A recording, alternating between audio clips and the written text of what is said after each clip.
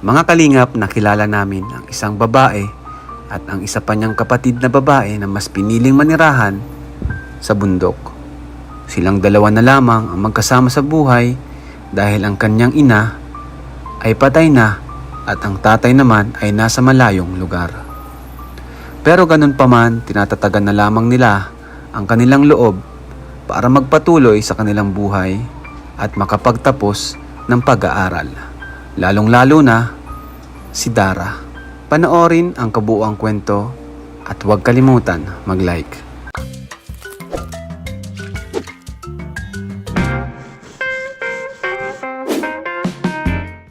So ayan mga kalingap, dito po tayo.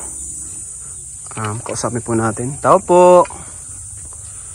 Ay, hello. Ano pangalan mo? Dara Credo Espinopo po. Dara. Si Kuya Rab ito. Siguro kilala mo naman kasi nilapit ka sa amin para matulungan din. Okay ba sa iyo na nandito kami ngayon? Sino kasama mo dito? Ano lang pong dalawa ng mga kapatid ko. Dalawa lang kayong magkapatid? Opo. Saan yung kapatid mo? Yung pong bunso, yung pong babae po dyan sa labas. Ako si Kuya Rab, Dara. Dito kami para makatulong kung ano man yung kailangan yung tulong, siya yung kapatid mo? Opo. Bakit kayong dalawa lang yun nandito? Sinong kasama nyo? Dito ako. Upo tayo, upo. Yan, upo ka dyan. So, ibig sabihin, kayong dalawang magkapatid lang yun nandito sa bahay na ito? Paano yan? Sino yung nagbibigay sa inyong pagkain sa araw-araw? Si Papa po, minsan po si ate nagpapadala lang po. Nagpapadala? Asan ba si Papa mo? Nasa Samar po. Samar? Ang trabaho niya lang po is helper lang po siya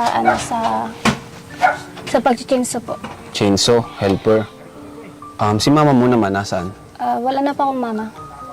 Patay na? Grade 3 pa lang po ako, wala na po si mama. Buti, di ka natatakot na kahit kayong dalawa lang magkapatid. Anong pakiramdam ng kayong dalawa lang dito? Wala yung parents mo, wala yung magulang mo? Okay lang po kasi po, sanay na rin po ako. Sanay ka na rin? Saan ka kumukuha ng lakas ng loob para, nag-aaral ka ba? Ayun, saan ka kumukuha ng lakas ng loob para magpatuloy sa iyong pag-aaral? Kahit kayong dalawa lang nandito, syempre, importante yung may nanay, di ba, na may nag-asikaso ng damit mo, may naglalaba sa'yo, may nagbibigay ng baon mo. Ano na lang ginagawa mo? Ako lang po gumagawa ng lahat. Ikaw lang gumagawa ng lahat? Pag luluto, ako lang po. Tapos, 4 a.m. magising na po ako. Tapos, mag-aasikaso pa ako ng 5, tapos papunta na po akong school. Grabe. Itong kapatid mo, Sabay ko na po. sabay mo na kayo. Galing naman Ilang taon ka na, Dara? 15 po. 15 years old ka. Ilang taon ka na kayo lang yung magkasama dito? Matagal na. Tagal na po. Kaya sanay ka na rin. Ito bang bahay na to? Sinong gumawa nitong bahay na to?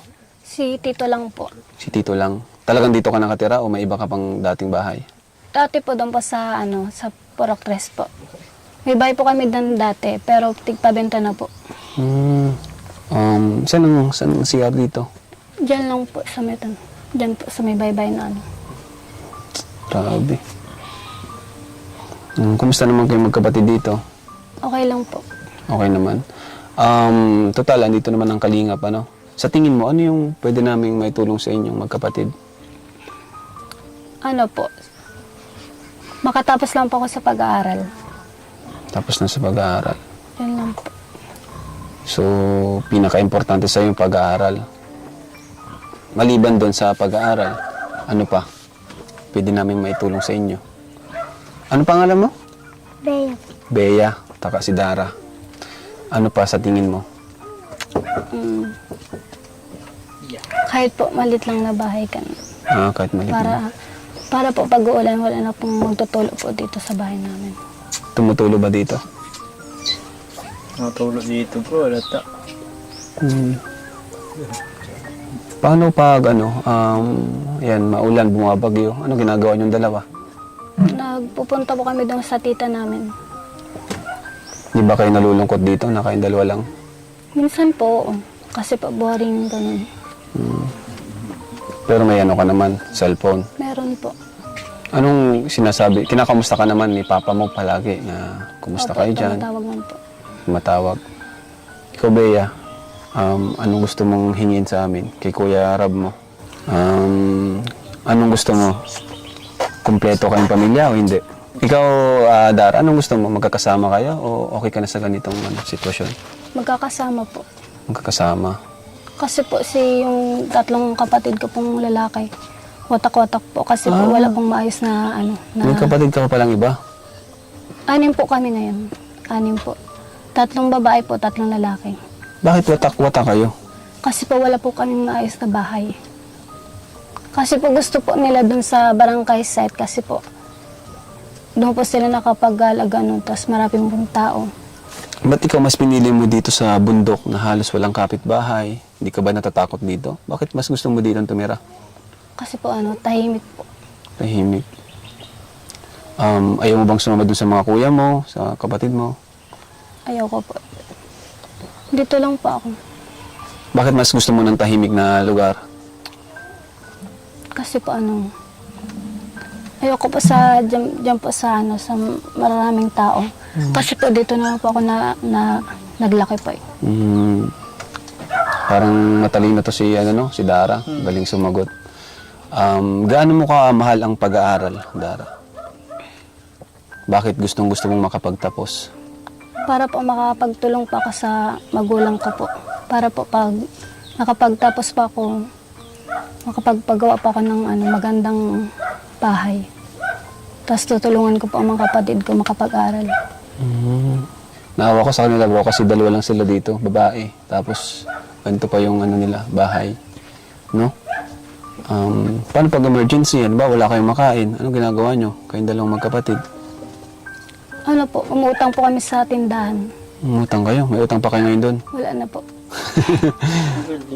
Ang galing naman. Buti di kayo na ng utang doon na Hindi man po. naipon. Sa pagpapadala po, binabayadan natin po agad. Para hindi po mag-ipon yung utang. Ikaw din yung nagluluto. Ano yung mga niluluto mo? Sa pang-araw-araw po. Mga Tanghali. gulay, ganun? Gulay po. Naggugulay ka? Ang galing naman ito. Ikaw anong tinutulong mo kay ate mo kapag siya ay gumagawa dito sa gawaing bahay? Ikaw, Bea, anong tinutulong mo sa kanya? Anong tinutulong niya sa'yo? Minsan po, naghuhugas din po siya ng pinggan. Bro, tingnan mo naman yung bahay nila. Di ba ka bro kasi organize? Organize, ang liit. Magaling.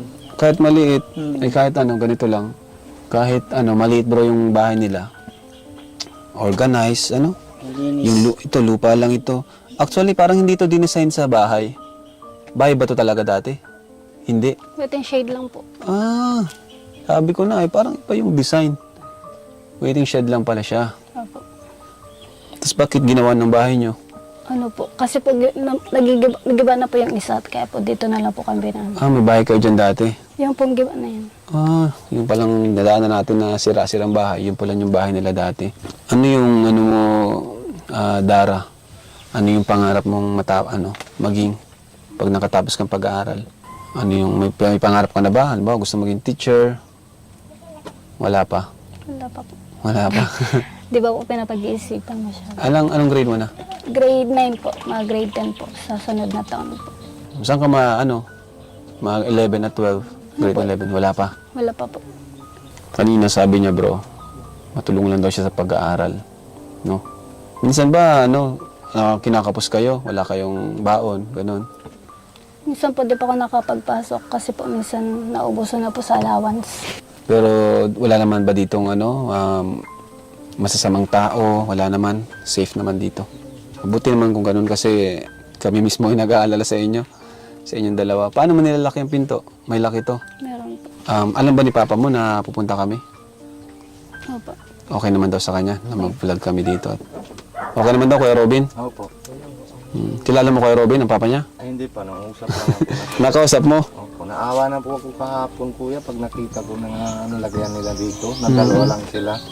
Para naman kita ko si Amanjo tsaka si Nakita na daw ni Kuya Robin, parang yung anak niya.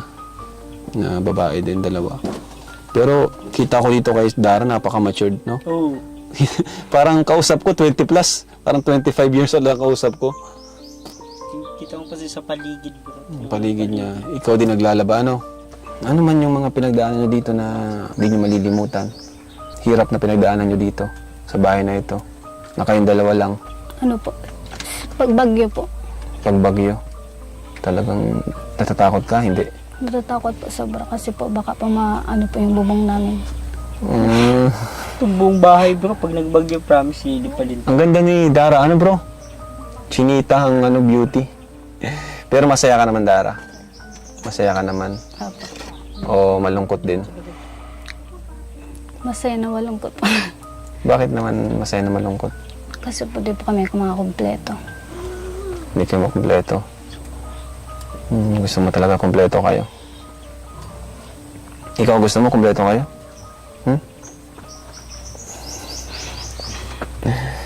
Ikaw, pangilan ka ba sa magkakapatid? Ano po, 4 po. Ilan ba kayo lahat? Ano po kung, kasi po, 8 po kami. Di bali po, 8 po kami. Yung panganay po talaga, lalaki po, namatay po siya. Dahil po sa nyug na Nahulugan? Oh, sabi ko na, delikado yun eh. Kung Nahulog. tayong matambay sa ilalim ng nyug, delikado talaga. Nahulog po. Nahulog siya. Kala ko nahulugan ng nyug. Nahulog siya nung umakyat. Opo. Naku, Kuya Robin, huwag kang akyat ng nyug. Ay, hindi ako marunong po. Tapos po, yung isang babae po namin, parang binigay na lang po kay sa kapatid ni Papa po. Sobrang hirap. Ikaw ba naranasan mo ng magtrabaho? Mag-extra? Hindi pa po. Hindi pa naman. Pero gusto mo sana? Anong trabaho? Kahit po sa paglalaba, ganun lang po. Grabe. Pero sa sarili mo, alam mo na malakas ang loob mo, na matatag ka, gano'n. Bakit pag may problema, anong ginagawa mo pag may mabigat kang problema? Anong ginagawa mo na lang? Wala po, iniiyak ko na lang. Iniiyak mo na lang? Wala kang pinagsasabihan, gano'n? Wala po. Dito sa kapatid mo. Iniiyak mo na lang pala pag may problema. Pag walang allowance, gano'n. Kumusta ang pag-aaral mo? Okay lang po. Wala namang bagsak. Hindi ko pa alam. Di ba po? Oh, guys, andito yung sapatos nila sa taas, oh. Kaya nga eh. Ayan. Tingnan ko tingin. Kumusta yung mga gamit nyo sa pag-aaral? Kompleto naman. Opo. Anong kulang nyo? Dito sa bahay nyo. Dito sa bahay nyo, ano yung kulang na pwede namin ma-provide sa inyo? Ng kalingap. Lagayan pa ng mga plato. Ganun. Tingnan mo. Plato nila. Organize pa din. Organize pa din. Organize pa rin nga. Ano pa? Iisip ko. Damit. Wala rin kayong damit. Ano po? Sa ano po? T-shirt na puti po. Kasi po isa lang po. Tapos pag isang araw po lang po, sinusot ko na po yun. Tapos pag uwi ko po, nalalaban ko na agad para may masot ulit. Ano niya bro, pag-awi. Laba agad. Ayun, lista mo. Lista mo dan. T-shirt na puti. Salayan ng plato. Ano pa? Sige na. At ano kami? Kami si Jeannie. Ang iyong kahilingan. 3 kahilingan. Isa na lang oh. Dalawa ka. Nakadalawa ka na. Hindi, joke lang. Yung kaya namin ibigay sa inyo. Bibigay namin. Ikaw, baka may naisip ka. Anong gusto mo? Manika. Manika? Malaki ka na. Hindi ka na mamanika. Gamit sa school? Ikaw, Dara, ano pa? Kailangan nyo. Para sa sunod na punta namin, makabili kami. Lato. Electric pan po. Init niya. Kung may sakaling pababahayan ka, may lupa ba kayo dito na Wala ka sariling lupa. Wala na po. Wala din. Ibig sabihin ito, di din to sa inyo. Kay Lola po. Kay Lola po. Ayun, dito siguro, pwede, no? Kahit maliit lang, no? Yun ang wish niya, magkaroon lang daw sila ng kahit simpleng bahay na secured, na safe, Kayong dalawang magkapatid. Para naman dito pati kayo sa bundok. Para safe kayo. Minsan ba na kuha kayo ng dyan, pang-ulam? Dyan sa panggulay, ganun. Diyan po. Talbos ng kamote, kanggos. Ganun. Yun, inuulam nyo. Pag wala na kayo talagang maulam. Opo. Grabe. Anong pakiramdam ng bilang ate, kayong dalawa lang andito? Anong pakiramdam ng ganun? Siyempre po, sobrang hirap. Kasi po, wala pong mag-aasikaso sa amin na inat po talaga.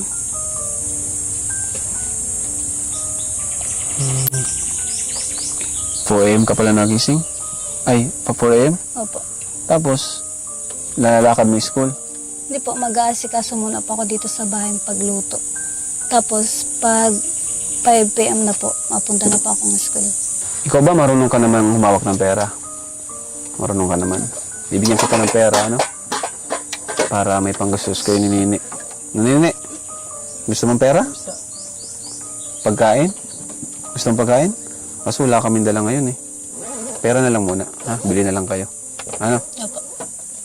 Ayan mga kalingap. Ayan, nakikilala natin si Dara. Dalawa lang po sila dito sa bundok. At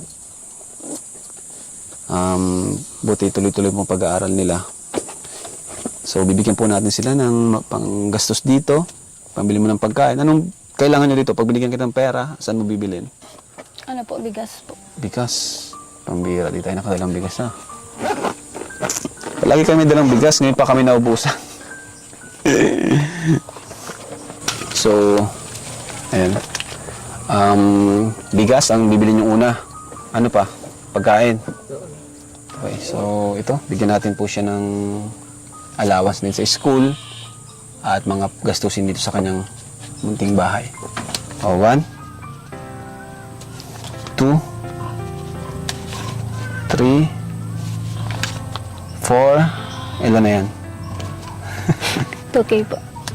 5, 6, 7, 8, 9, 10.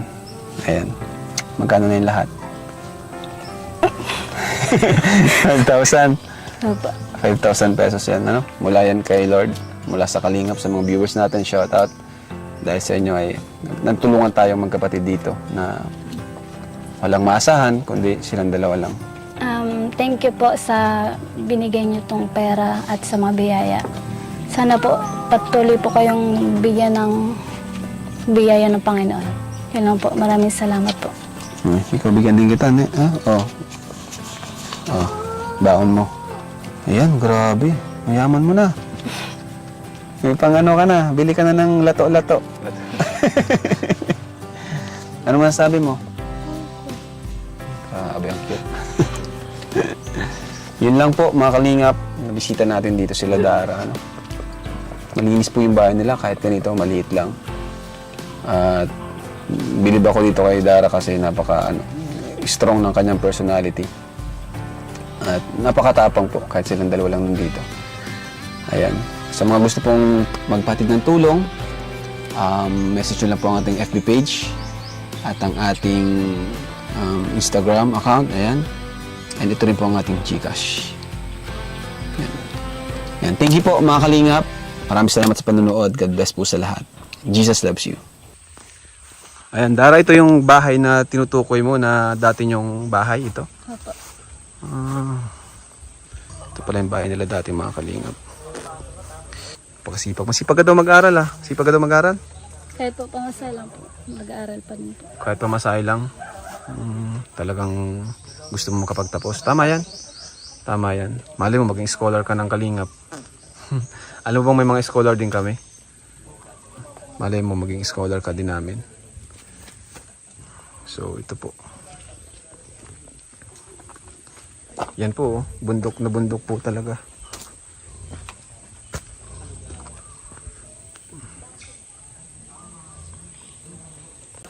Sige Dara, punta na kami ha. Sige po, thank you po. Ingat kayo dito magkapatid. Basta palagi ka lang din magpipray na protektahan kayo ni Lord. Ano? Sige, bye-bye.